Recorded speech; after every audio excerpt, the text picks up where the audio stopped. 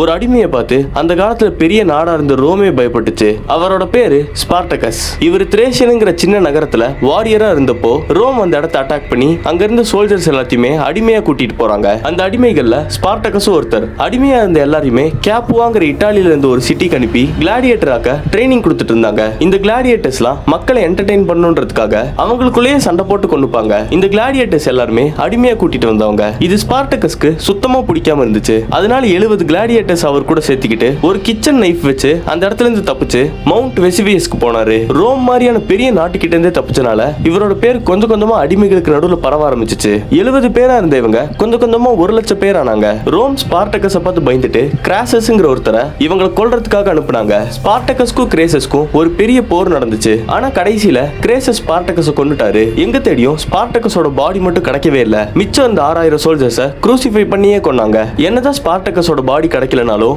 இவரோட பேரு எல்லா அடிமைகளுக்கு நடுவில் பரவுச்சு. அதனால இறந்ததுக்கு அப்புறமும் ஒரு ஹீரோவா ஸ்பார்டகஸ் இருந்தாரு.